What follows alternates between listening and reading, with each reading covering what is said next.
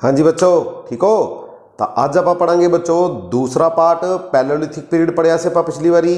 तो अज आप पढ़ांगे mesolithic period, stone age पत्थर युग का दूसरा भाग पढ़ांगे आप अज, मीजोलिथिक पीरियड।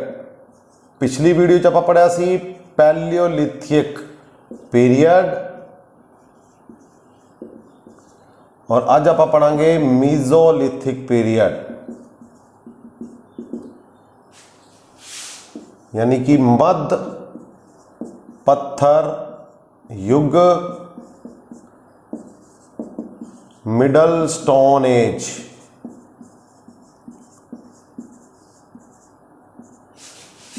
तीन भाग ने नियो। तो पहली वीडियो जो आप पढ़िया सी बच्चों Paleolithic period, old stone age जिसनों कहा जाता है, जिसके तीन भाग सी आप पढ़े सी, लोअर, मिडल और अपर। अज आप पढ़ांगे मीजोलिथिक पीरियड जिसनों कहा जाता है मिडल स्टोन एज, मध्य पत्थर युग। इसनों मध्य पत्थर युग क्यों कहा जाता है? क्योंकि पैलोलिथिक और नियोलिथिक दे विचकारला पीरियड है, इस करके इसनों कहा जाता है mesolithic period, middle stone as. Palaeolithic पुराना, मीजोलिथिक मिडल यानी कि मध्य, और नियोलिथिक नवा जिहड़ा कि आप अगली वीडियो च पढ़ांगे बच्चों। मिडल स्टोन एज जिसकी जी शुरुआत है लगभग अज तो 10,000 साल पहला हुई सी शुरुआत, और एक खत्म होया अज तो लगभग 6,000 साल पहला ये युग जिहड़ा है वो खत्म हो गया। मिडल स्टोन एज, मध्य पत्थर युग। इसनों कहा जाता है एंड ऑफ आइस एज। तो आइस एज जिहड़ी कि बर्फ नाल ढकी हुई सी धरती अपनी, तो उसका खात्मा जिहड़ा वो शुरुआत हो गई भी आइस एज जिहड़ी वो खत्म होनी शुरू हो गई सी। कित्थे आपां पढ़िया सी लास्ट वाले फेस दे विच, पैलोलिथिक दा लास्ट फेस सी जिहड़ा लोअर, अपर ते मिडल, ठीक है ना। लोअर, मिडल और अपर पैलोलिथिक दे विच आके जिहड़ी लगभग आइस एज है वो खत्म होनी शुरू हो जाती है, यानी कि जदों मध्य पत्थर युग की शुरुआत होती है मिडल स्टोन एज की, तो उदों एंड ऑफ आइस एज। और क्लाइमेट जिहड़ा वो चेंज हो जाता है, वार्म एंड ड्राई होना शुरू हो जाता है, खुश्क होना शुरू हो जाता है क्लाइमेट जिहड़ा, ठीक है। और ये टाइम जिहड़ा बहुत वधिया टाइम हुंदा किस दे लई, मनुख दे लई, किस चीज़ां नूं डिवेलप करने वास्ते, changes in flora and fauna. Flora यानी कि प्लांट्स और फोना यानी कि एनिमल्स। तो ये बहुत वधिया टाइम सी मनुख दे लई जदों आइस एज एंड होंदी है। क्लाइमेट जिहड़ा उस टाइम चेंज होना शुरू हो जाता है, वो वार्म ते ड्राई होना शुरू हो जाता है, जिहड़ा कि चेंजेस लिआंदा किन्ना विच, फ्लोरा और फोना दे विच। फ्लोरा यानी कि प्लांट्स, नवे नवे तरह के प्लांट्स की जिहड़ी शुरुआत हो जाती है इस टाइम दे विच आके। फोना एनीमल्स, तो यानी कि एनीमल की डोमैस्टिकेशन शुरू हो जाती है, मनुख जिहड़ा वो पशु पालना शुरू कर दिंदा है। पैलोलिथिक पीरियड विच वो हैगा सी हंटर्स एंड फूड गैदरर।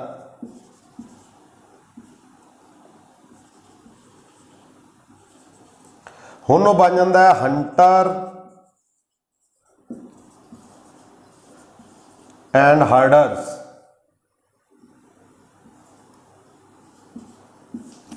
यानी कि खाद अते फूड संग्रहक सी। पुरानी वीडियो च पढ़िया सी पैलोलिथिक पीरियड में वो शिकारी सी ते फूड गैदरर सी, खाद संग्रहक, यानी कि भोजन नूं इकट्ठा करना उसका मुख्य काम सी। हुण वो हंटर तो हैगा ही सी, शिकार तो हुण भी कर रहा सी, पर वो नाल दे नाल हर्डर बन गया, यानी कि उसने नाल दे नाल पशुओं नूं शुरुआत कर दी, पशुओं नूं पालन दी। एनीमल हसबैंडरी दे वल उसका जिहड़ा ध्यान है वो शुरू हो गया।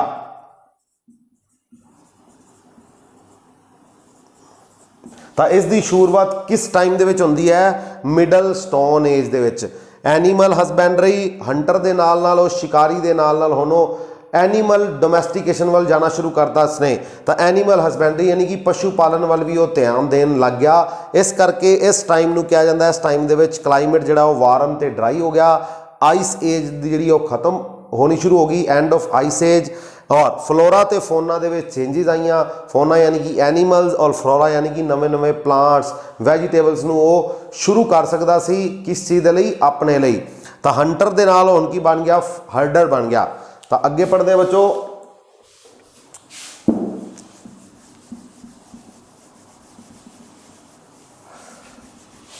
मिडल एज मध्य पत्थर युग जिसकी शुरुआत हुई सी 10,000 साल पहला, 6,000 साल पहला ये युग खत्म हो गया और उस तो बाद शुरू हो गया नियोलिथिक पीरीयड। चेंजिज हुई किस दे विच, क्लाइमेट विच और फ्लोरा ते फोना दे विच।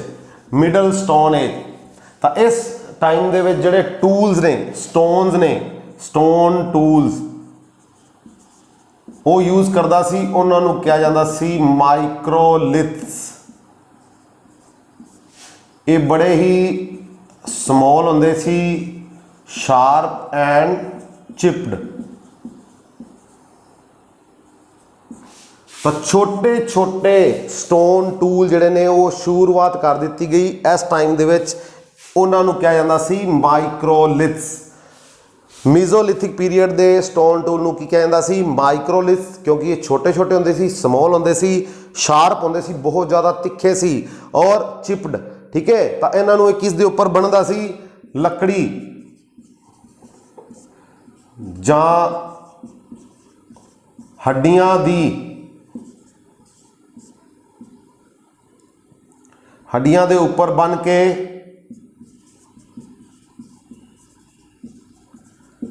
इन्हां टूल्स नूं ये चलांदा सी। ये ज़्यादा तिखे सी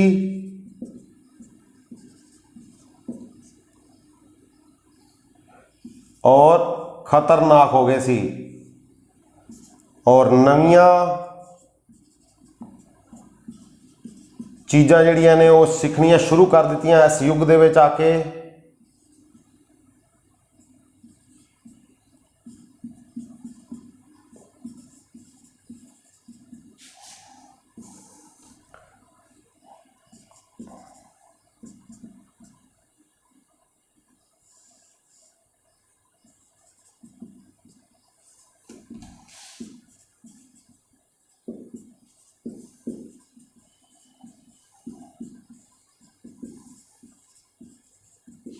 हाँ जी, तो इस टाइम दे विच माइक्रोलिथ टूल्स दे नाल उसने उन्होंने लकड़ी, ठीक है ना, लकड़ी या हड्डियां दे उपर बन के जिसकी लंबाई लगभग 1 तो लैके 5 सेंटीमीटर तक होंदी सी, तो उसके उपर बन के वो इस तरह मारदा सी दूरों ही, तो शिकार करदा सी अपना। ये ज़्यादा तिखे सी ते खतरनाक टूल्स हैगे सी, और नवीं चीज़ां सीखण लग पिया इस युग दे विच आके, और नवीं जगह ते जाण दा जिहड़ा इसनूं मौका मिलिया, मूव्स टू न्यू एरियाज। तो ये चेंजिज आईयां, इस करके इस टाइम पीरीयड नूं जिहड़ा इंटरमीडिएट पीरीयड भी कहा जाता है।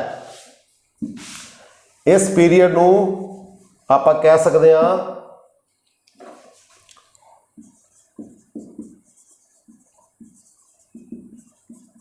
इंटरमीडिएट स्टेज और ट्रांजिशनल फेस भी इसनूं कह सकते हैं, क्योंकि इस दे विच वो मूव होना शुरू हो गया मीजोलिथिक पीरीयड तो नियोलिथिक पीरीयड वाल। ये मिडल टाइम है, पैलोलिथिक और नियोलिथिक के विचकार आता है, इस करके इसनूं मध्य पत्थर युग कहा गया, मिडल स्टोन एज कहा गया।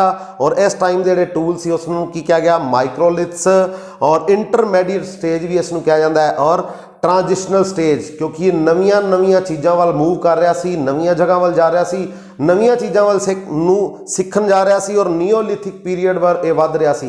इस करके इस स्टेज नूं कहा जाता है इंटरमीडिएट स्टेज और ट्रांजिशनल फेस। और इस टाइम के जोड़े हथियार ने, स्टोन टूल्स ने, उसनूं की कहा जाता सी माइक्रोलिथ्स। चेंज होया क्लाइमेट दे विच, और चेंजिज हुई फ्लोरा फोना दे विच, और इस दे विच जिहड़ा जगह मिलियां ने कुछ हिंदुस्तान दे विच, भारत दे विच आदमगढ़, मध्य प्रदेश दे विच बाघोर, बाघोरा, ये राजस्थान दे विच, और भीम बेटका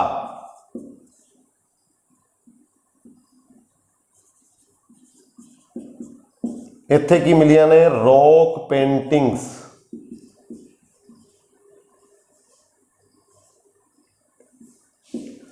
ਆਦਮਗੜ੍ਹ ਮੱਧ ਪ੍ਰਦੇਸ਼ ਦੇ ਵਿੱਚ ਕੁਝ ਚੀਜ਼ਾਂ ਅਜਿਹੀਆਂ ਮਿਲੀਆਂ ਨੇ ਜਿਸ ਤੋਂ ਪਤਾ ਲੱਗਦਾ ਹੈ ਵੀ ਇਸ ਏਜ ਦੇ ਵਿੱਚ ਮਨੁੱਖ ਜਿਹੜਾ ਇਹ ਵਾਲਾ ਮਨੁੱਖ ਹੈ ਉਹ ਕੀ ਕਰ ਰਿਹਾ ਸੀ, ਹੌਲੀ ਹੌਲੀ ਕੀ ਕਰ ਰਿਹਾ ਸੀ, ਟ੍ਰਾਂਜੀਸ਼ਨਲ ਫੇਸ ਵੱਲ ਜਾ ਰਿਹਾ ਸੀ, ਇੰਟਰਮੀਡੀਏਟ ਫੇਸ ਵੱਲ ਜਾ ਰਿਹਾ ਸੀ, ਐਨੀਮਲਸ ਦੀ ਡੋਮੈਸਟੀਕੇਸ਼ਨ ਸ਼ੁਰੂ ਕਰ ਦਿੱਤੀ ਸੀ। ਔਰ ਬਾਗੌਰ ਰਾਜਸਥਾਨ ਤੋਂ ਵੀ ਕੁਝ ਅਜਿਹੇ ਪ੍ਰਮਾਣ ਮਿਲੇ ਨੇ, ਐਵੀਡੈਂਸ ਮਿਲੇ ਨੇ ਵੀ ਮਨੁੱਖ ਜਿਹੜਾ ਇਸ ਟਾਈਮ ਦਾ ਉਹ ਮੂਵ ਕਰ ਰਿਹਾ ਸੀ ਨਿਓਲਿਥਿਕ ਫੇਸ ਵੱਲ, ਟ੍ਰਾਂਜੀਸ਼ਨਲ ਫੇਸ ਵੱਲ ਜਾ ਰਿਹਾ ਸੀ। ਔਰ ਇਸ ਦੇ ਕੋਲ ਐਨੀਮਲ ਹੈਗੇ ਸੀ, ਕੁਝ ਪਸ਼ੂ ਇਸਨੇ ਪਾਲ ਰੱਖੇ ਸੀ।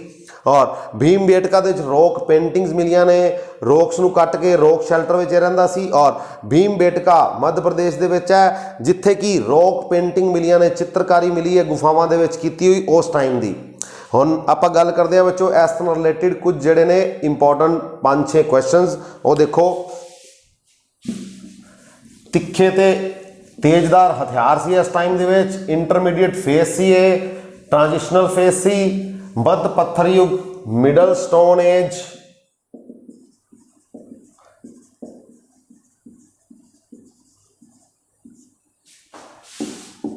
हाँ जी, फायर फर्स्ट यूज्ड इन, तो इसका जड़ा उपर वाला फेस सी upper palaeolithic period,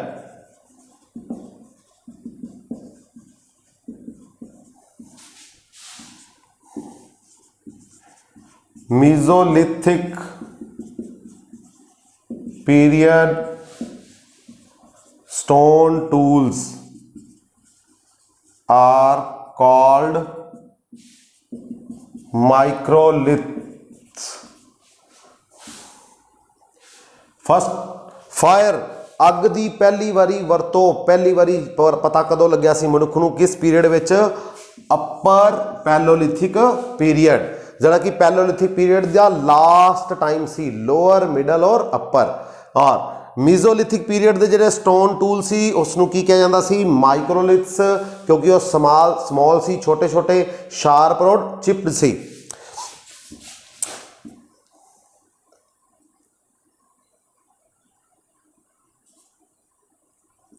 stone period divided into 3 periods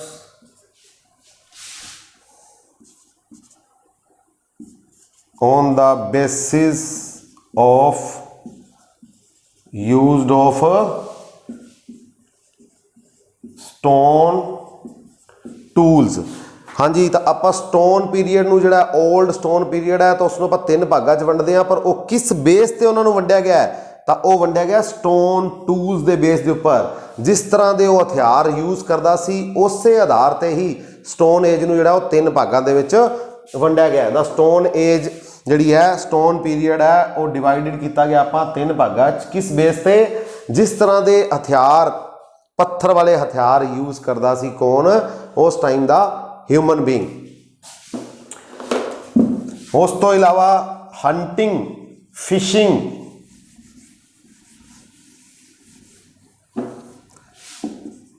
hunting, fishing and animal domestication is started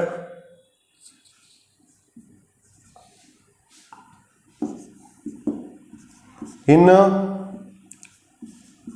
Mesolithic period।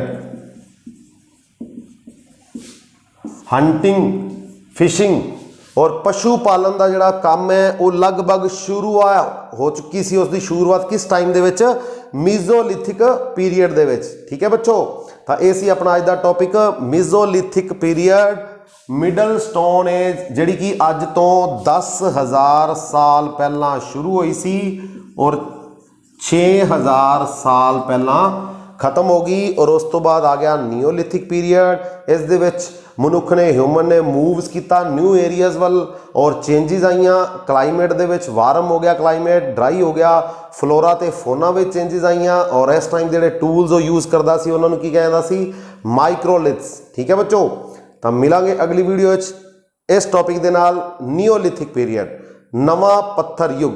ਠੀਕ ਹੈ ਬੱਚੋ, ਪਹਿਲਾਂ ਆਪਾਂ ਪੜ੍ਹਿਆ ਸੀ ਪੈਲੋਲਿਥਿਕ ਪੀਰੀਅਡ, ਪੁਰਾਣਾ ਪੱਥਰ ਯੁੱਗ, 올ਡ ਸਟੋਨ ਏਜ। ਅੱਜ ਆਪਾਂ ਪੜ੍ਹਿਆ ਮਿਡਲ ਮੱਧ ਪੱਥਰ ਯੁੱਗ। ਅਗਲੀ ਵੀਡੀਓ 'ਚ ਆਪਾਂ ਪੜਾਂਗੇ ਨਵਾਂ ਪੱਥਰ ਯੁੱਗ, ਨੀਓਲਿਥਿਕ ਪੀਰੀਅਡ। Okay, thank you.